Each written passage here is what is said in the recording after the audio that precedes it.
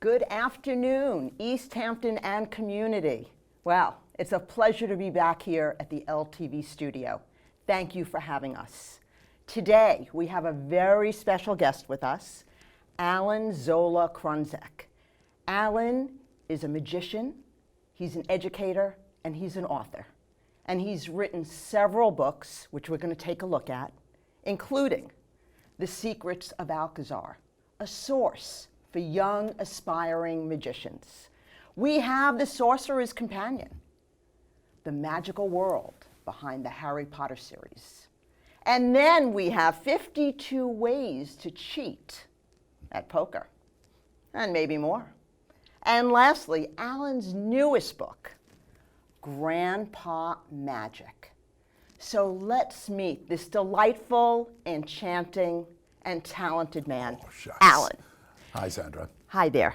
Pleasure to have you. So, hey, Allan, yeah. Please tell us, how old were you when you got started and introduced to magic? Probably 7 or 8.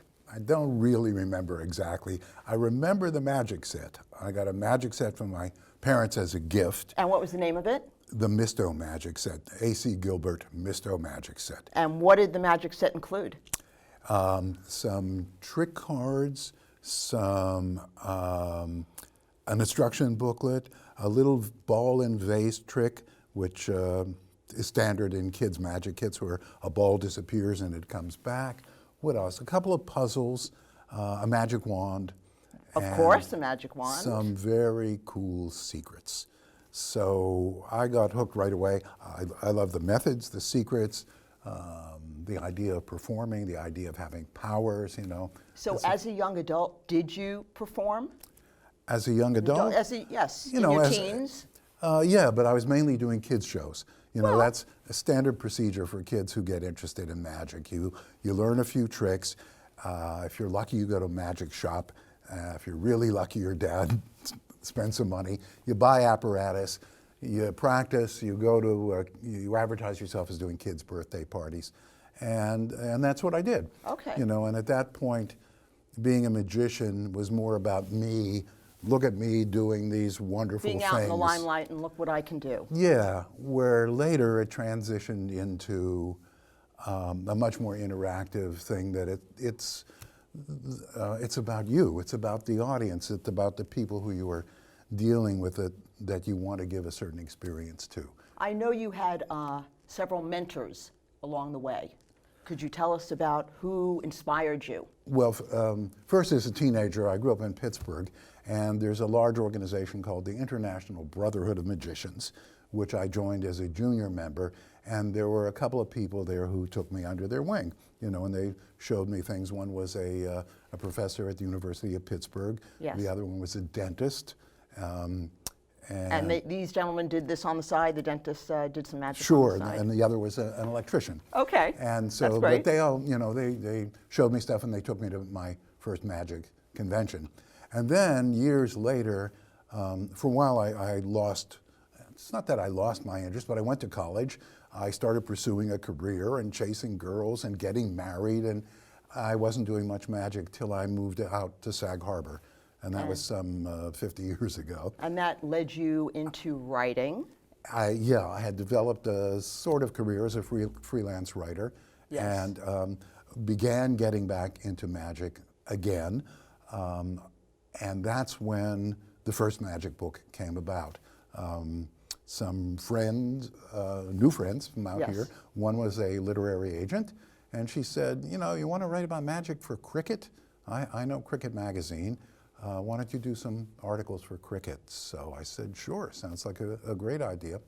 And I created a character named Alcazar. Which we're going to get to in your first book. Yeah, right? the book's called The Secrets of Alcazar. Alcazar began, it was really an inspiration from the muses of magic. Instead of writing a column about here's how you do the trick, says me, It was written from the point of view of me as a student with a master magician. And Alcazar was your... was my teacher. Okay. And this is a wonderful way, it's a device to write with, because I can talk about, Alcazar was a very strict teacher. Yes. He was a perfectionist. Everything had to be right. He would scold me as a student. He wouldn't let me get away with anything. If I did it wrong and it showed, and he would call me on it, you know. So you were putting your own internal pressure on yourself to Yes, reach yeah. perfection by creating this Alcazar. And letting the reader of the book understand that as a student, you don't get everything right the first time. I didn't. You know, Alcazar had to show me the way. And yes, you have to practice, and yes, you have to do this. And the cool thing about Alcazar was he knew some stuff that I didn't know. You know, writers What did he know? He knew about how to take a trick and turn it into a performance piece that's amusing and mysterious and baffling and entertaining. And that all eventually ended up as a book, because the book is, has a lot of theory about magic. Well, you talk about sweet deception. That's the name of a chapter. Yes. A particular trick. And the point of that chapter, well, the trick, Sweet Deception, is so named because it involves a sugar cube. And the point of the chapter is how many different ways you can take a magic plot and stage it in various different ways so that it looks different. It's a different trick.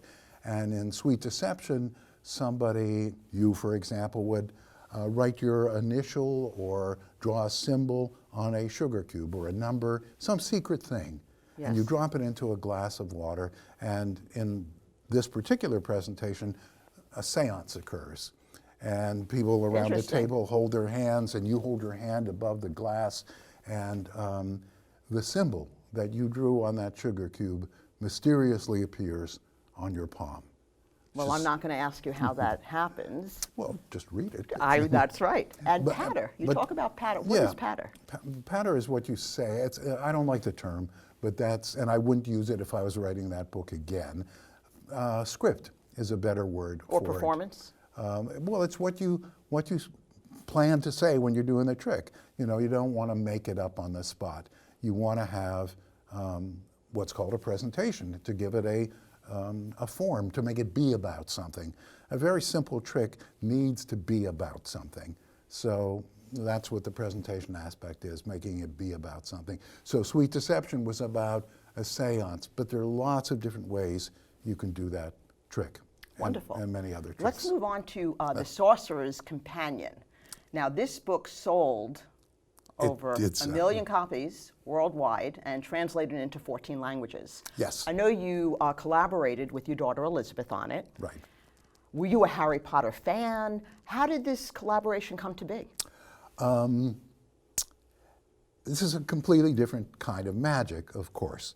My interest in magic that we were talking about earlier, tricks, what's called conjuring, sleight of hand, it's an interest I've always had. But as I got older and as a teenager, I developed a curiosity about the idea of magic. So I read history and anthropology and stuff about where magic lore comes from. So, long story short, along comes Harry Potter. And I hadn't read much Harry Potter, but I was planning a second book about the history of magic, magical beliefs.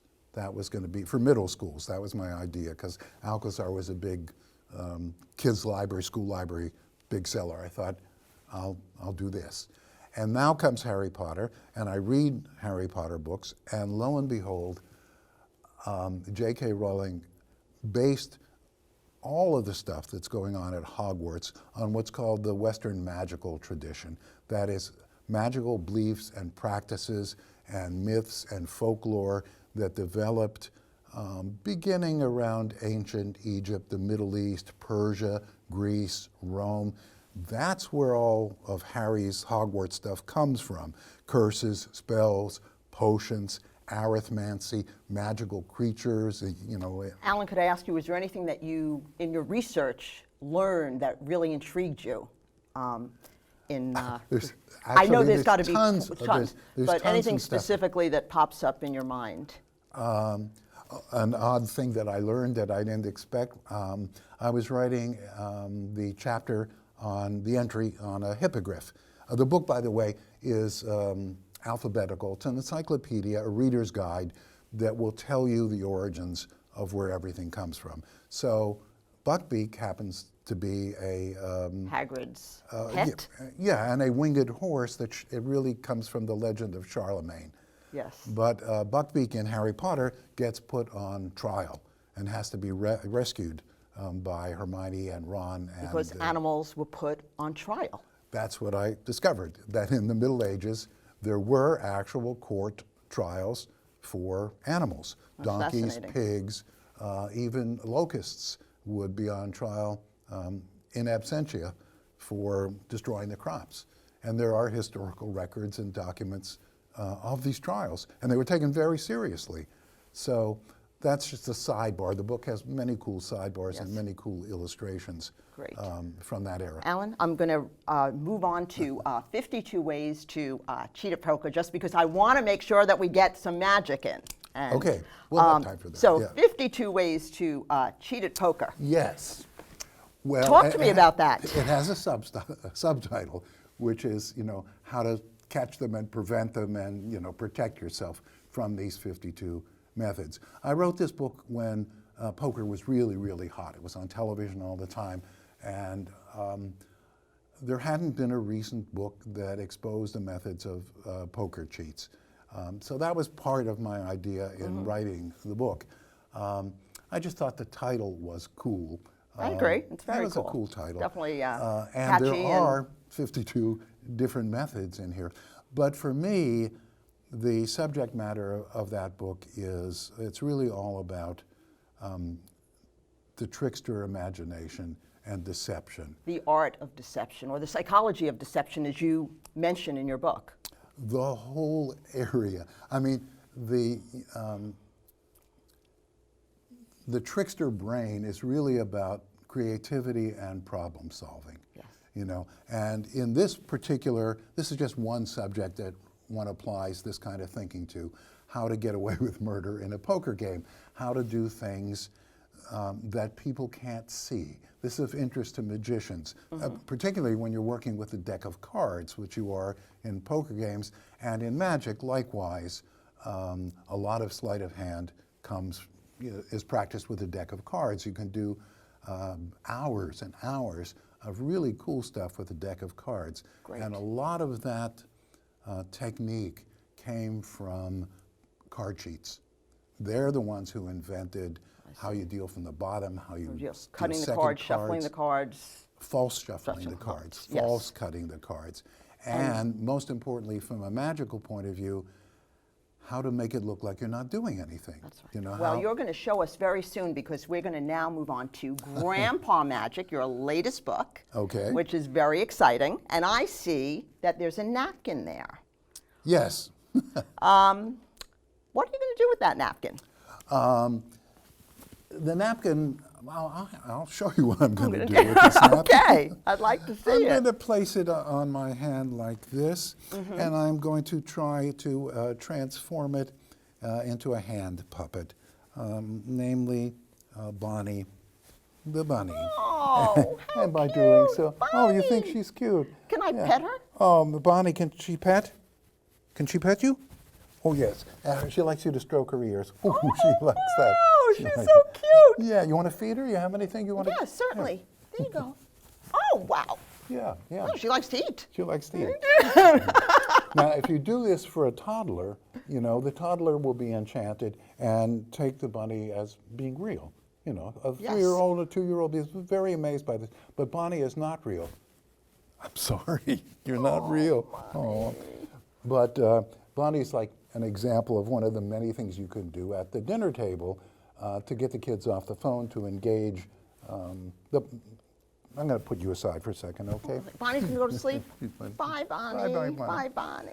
The point of the Point to do stuff that. in Grandpa Magic Yes. is to give grandparents an arsenal, a toolbox of amazing stuff that impromptu they can do to hook their grandkids of any age. This was for a 3-year-old, but you can also... But it's entertaining at a dinner table with Oh, family, absolutely. friends, out socially. Yeah, and there's It's always fun, it's amusing. there's instructions for making a napkin into a chicken, a dancing chicken. Great. Covering a dinner roll, and the dinner roll will mysteriously float, which is really quite amazing. So there's like table stunts. Yes, and I know there's coins and... And then that's your regular magic tricks. Yes. So there's a whole chapter on coin tricks, card tricks. I tried to give Grandpa stuff for any age. In fact, one of my favorite things in this book is a whole act that a grandparent can do with a grandkid of 7 on up to teenager, that you could do at a holiday party, at Christmas, Thanksgiving, and it'll naturally have a cuteness factor of Grandpa doing the show with a kid, but it will fool everybody. And it'll create a wonderful bond for you and the grandchild, for the audience and the grandchild. Yeah, Whoever. Yes. the reason I came to write this book is because I was often asked, hey, Allan, teach me something I can show the grandkids. Because a lot of grandparents don't see their kids that often. And then, what do you talk about? How's school? How old are you now? And then kids on their phone or playing their game. This is surefire ways to really engage. Because kids really, they love magic.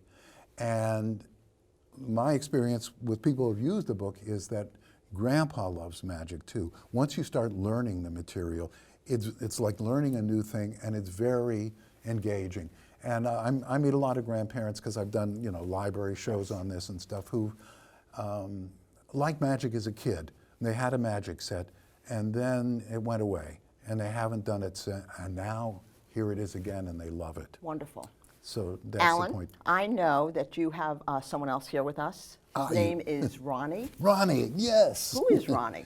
Ronnie, well, the rubber band. Yeah, in rubber band circles, so to speak, Ronnie is a great athlete. He's a great athlete. And in fact, he's about to enter... What does he do? What type of sport? He's in the Olympics, but he's in the jumping contest. Okay, He's fabulous. And what he'll do, would you like to see him jump? Yeah, I'd love to see him He's jump. going to jump from these 2 fingers to these 2 fingers. But as always, before you do any exercise, you should do a few stretches. So Ronnie does a couple of stretches. He's limbering up. And then on the count of 3, he will jump from there to there. So I just say 1, 2, 3, jump. Wow, And that's then great. Ronnie's up That here. is really awesome. Oh, thank you. Yay. Ronnie, thank you too. But That's fun. you can't win the Olympics with just one trick. He can jump back down. 1, 2, 3, jump. Whoa, terrific. But here's the really cool part.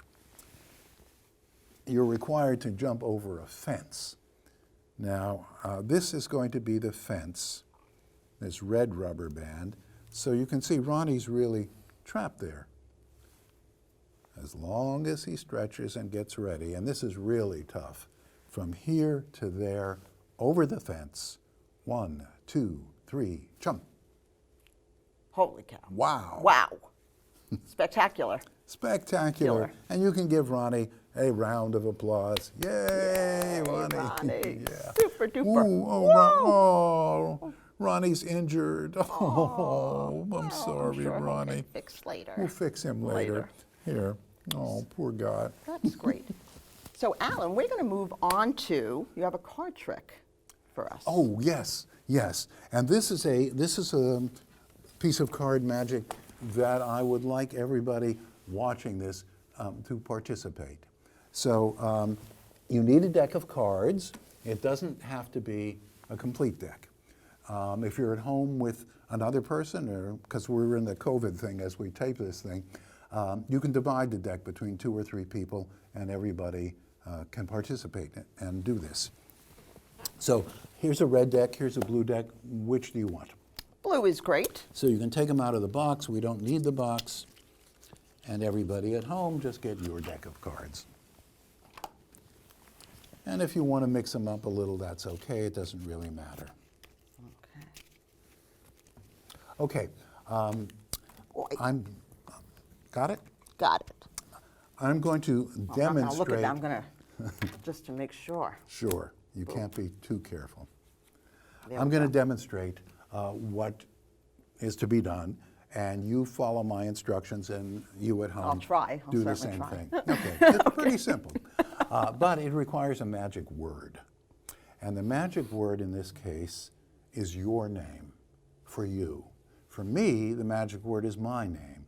For you, the magic word is your name, first name and last name. So, let's begin. Pick up your cards.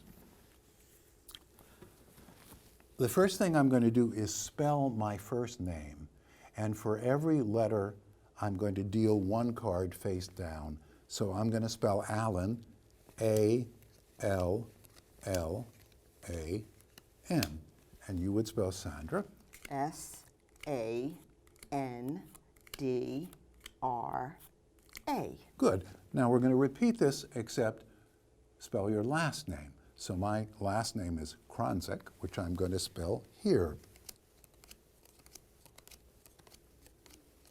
And I'm going to put the rest of the cards aside because I don't need them. You won't need them. So spell your last name. I know you use K and sometimes a larger name. Spell whichever we'll use you K want. for today's purposes. And you can put the cards aside. So everyone at home, combine your cards, your first name and your last name. And you can mix them up a little if you like. Now, we're going to change the number of cards that we have according to whatever you and I and you at home would like to do. I'm going to ask you to get rid of 1, 2, or 3 cards. So I'll get rid of 2. You can take them from anywhere, and I'm just going to put them aside 2. And I'm going to do the same. you're going to put aside 2? 2 cards. Okay. Yes. And you at home put aside 1, 2, or 3. So lots of people, hopefully, have cards unique to them. The amount you began with depended entirely on your name. Now you've changed that amount. Now we're all going to remember a very special card that'll be special to us right now. If you had put away 1 card, I would ask you to look at the top card and remember it. I put away 2, so I'm going to look at the second from the top and remember that. And if you put away 3 cards, remember the 3rd card from the top. So would you do that? Look and remember what it is. Okay. Say it a few times in your mind so we don't forget it. Good. Now we continue the magic ritual. In a counterclockwise fashion, wave your hand 3 times. Perfect. I'm now going to spell my first name again, but this time, for every letter of my name, I move a card from the top to the bottom. So I'm going A-L-L-A-N.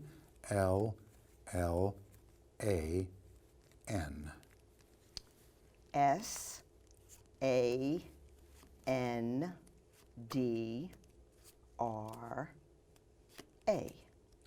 Perfect.